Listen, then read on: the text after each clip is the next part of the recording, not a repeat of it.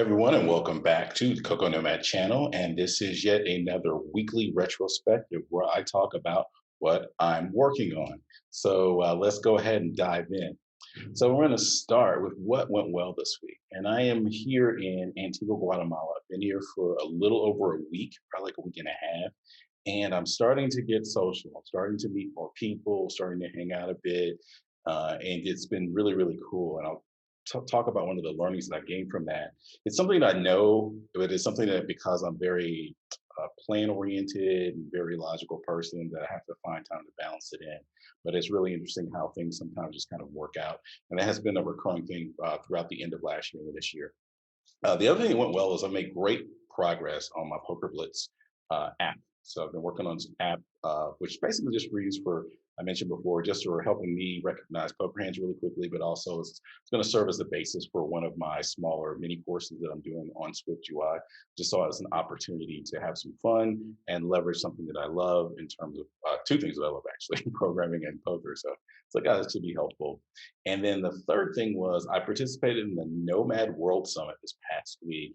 I had a couple of good friends that put on my friend Jordan Carroll, and a couple of my friends actually were presenters in it as well. Mita Karen, the founder of Eventually being one of them. She's also a sponsor of the newsletter, Coco Nomad newsletter. And if you are not subscribed to the newsletter, I'm going to ask you to go ahead and in the link, I'm going to drop a link where you can sign up and go get there. Every week I send different resources on some of the very same topics I talk about, getting better at the work that we do, travel opportunities, places to go, whether you are based in the US or you are a digital nomad or remote worker. It doesn't really matter. I like to share those types of things. They're very, very interesting. So I'll drop a link down there as well. Great presentations. There was a bit of an adjustment, and because of the time zone, and that was one of the things where I really did have to work through. It's been a while since I've had to either work with a client or participate in an event where there was such a difference in the time zones. But adjusted made it work, and it was great. And I'm really, really grateful for the people who presented. There was a lot of great information. Learned a lot, even as a seasoned digital nomad, as someone's been doing remote work for 11 years and been traveling around the world for the last 5.5, still picked up a lot of great tips and learned a lot of great things. And so thanks to Jordan for putting it on. Thanks to everyone who participated. It was amazing. So we want to talk about what didn't go well this week, and sort of in that same vein, talking about these environmental things. The internet connectivity is still an issue. Like it really, really has been a problem. I've determined that I'm just going to have to come up with a better solution for working around it, and it basically boils down to throwing money at it, for lack of a better word. So I'm going to tackle that in the what goes differently section. And then the second thing that I really had trouble with was the scheduling, the time difference, not just for the World Summit, which, I didn't realize until it was there, like when the event started showing up, but also just being in a different time zone. And I say the biggest time zone difference for me right now is that I am in a part of the world where I thought I was on the central time zone for my US based clients and people that I work with, but I realized that I'm in mountain time. So a lot of things that I had scheduled the past week were still off by an hour. Things were popping up on my calendar 2 hours early instead of 1 hour early. And that scheduling problem was that I can't get into the co-working space until basically 10 a.m. in the local time for the East Coast people. And that poses a problem. So we actually had to move some meetings around.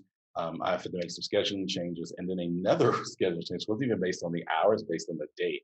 I had another programming project that I wanted to launch this past week, and I thought I had 2 more weeks. Actually, I thought I had 2 more weeks to launch it, and I got the scheduling wrong. It was related to the NBA's Hall of Fame announcement, the Basketball Hall of Fame, and I have a neat little project that I had done a presentation on months ago that was wrapped around that. And I was having a meeting, one of my coaching sessions, and realized that, oh, wait, that is this weekend. And so they've already done the announcements. So I'm going to have to do a little bit of refactoring, as it were, to change how I'm going to approach that. I think it's still valid. I mean, all of the information, everything I'm doing, it wasn't super time sensitive, but it was going to give me the advantage of being able to talk about it.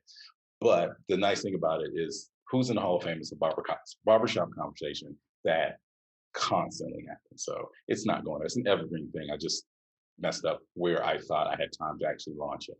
So those are the two areas where things didn't go well.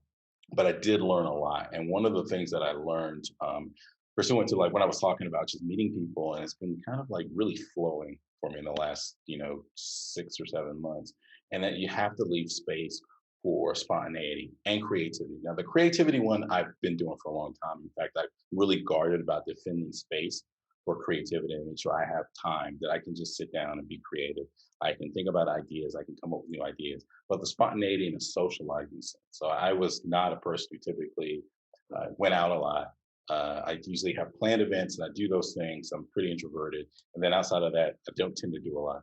But I've been more open to that in the last few months where I'm like, I'll just show up somewhere, I'll go out and see what happens.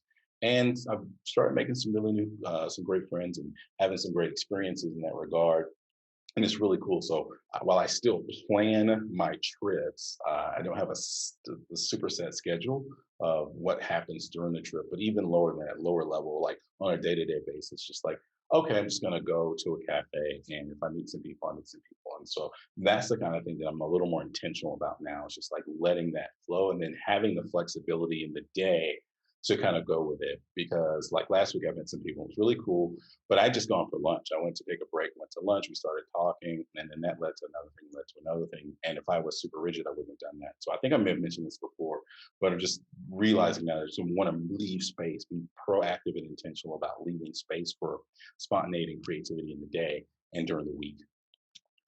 The other one is just being aware of the environmental impacts when I change locations. The biggest things that hit me here, as I've mentioned, has been the time zone, and then the altitude. I didn't realize, because I've lived in some other high altitude places, that it would affect me at all. I just came in here thinking like, no, I've lived in Mexico City, I've been to Denver, lived in La Paz, lived in Cusco, Peru. Like, this is no problem.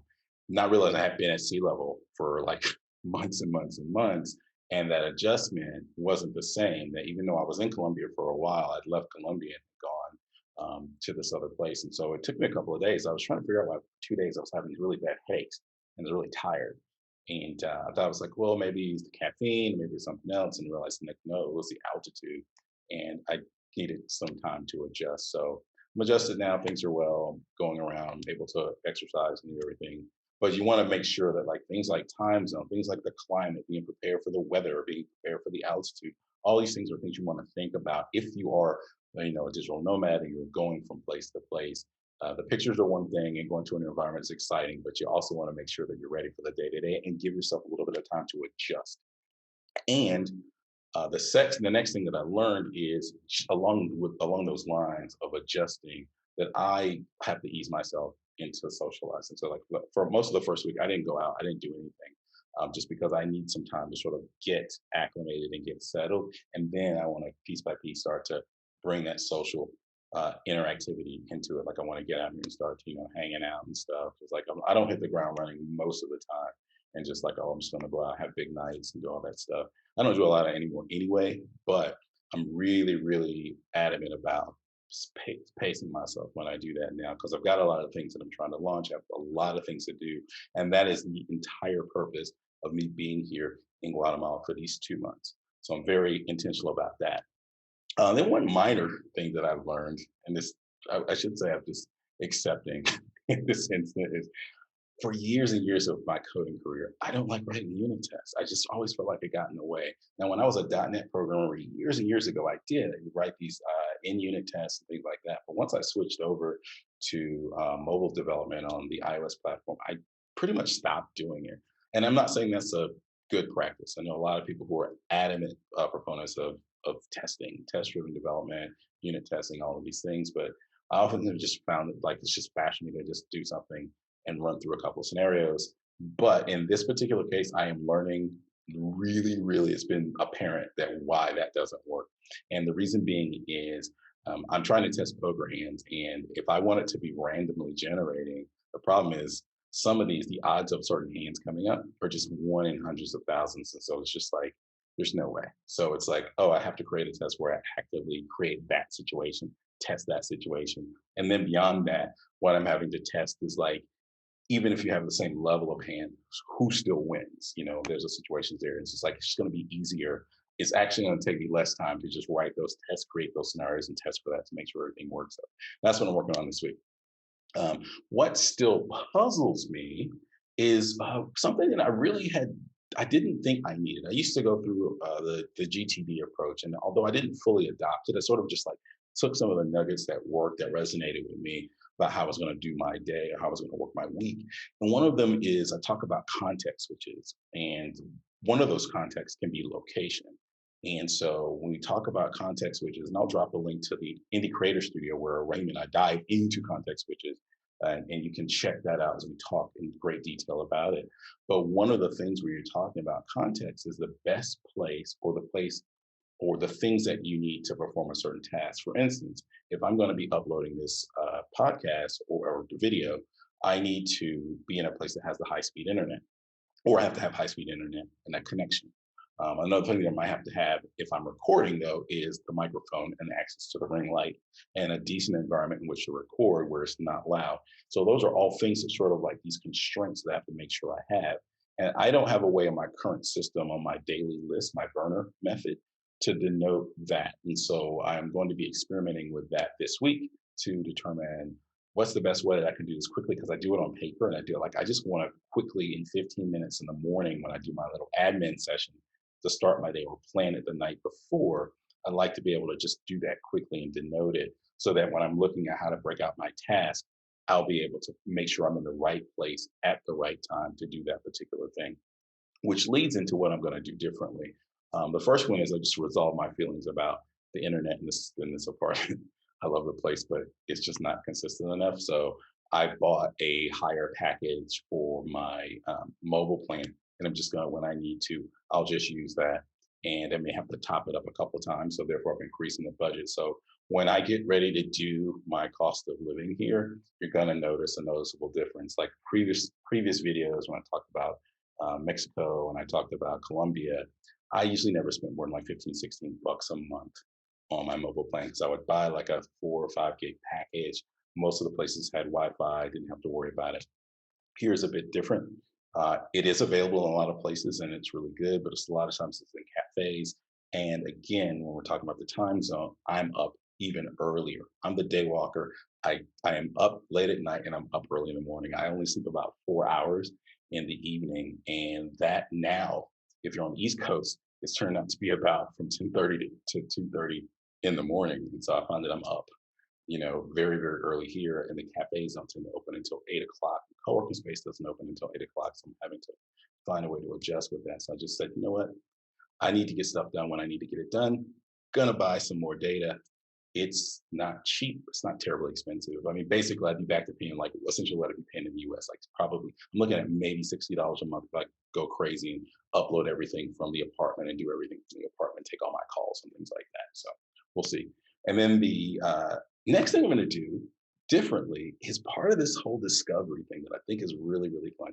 Antigua, Guatemala has a lot of these cafes that sit in courtyards. And basically, you're walking down the street and a door opens. You see an open door, and you peek inside, and there's this massive courtyard, and there's typically a cafe in there, and it's just gorgeous.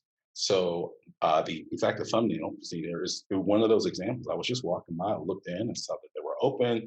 I wanted some breakfast. I said I'd get some coffee, and I went in there, and I was just like, oh, this is beautiful. And so I'm going to just explore those while I'm here for the next couple of months and just keep capturing those. But I'm also going to be adding those as locations. I talk a lot about work locations, and I have a video mentioned different work locations, choosing different work locations, and why I choose them. And the cafes have a particular purpose for me. And so, since I'm doing a lot of creative work this month, and because I'm launching a lot of different things and trying to get things written, this is the perfect place, I think, to just go in here and just like, A, explore some amazing cafes, B, drink really good coffee. I had some great coffee yesterday at Fat Cat Cafe. And then three, change my location so I can get that switch up, that change of pace that I often need to keep that variety. I love having the variety. And so to that point, if you haven't seen the video, or even if you have, one of the things that I am going to be doing is I'm going to drop a link down below with my guide for choosing your different work locations as a digital nomad or a remote worker. You can do this in your city. I started doing this before I started traveling internationally.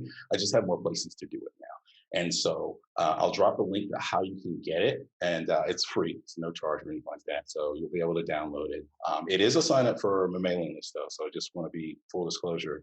I'll get you on the mailing list, and I'll continue to make stuff like this. I've got some new ideas. I just want like, oh, this might help somebody with their day. This might help somebody with their week, and we'll just keep just keep pumping that stuff out. And the newsletter, of course, where like I mentioned, there is like information that I already send out every week that helps people think about how they're working, where they're working, when they're working, all of those types of things to be more effective, getting the things done that you want to get done, and just give a better overall balance to your life. So you're happier, you're healthier, you're better in your relationships. You're not bringing like this gruff attitude and all this stuff. Because I've been that person who wakes up in the morning and is like, "Arr," you don't want to be that to anybody or to yourself. You deserve better. So, just saying all that.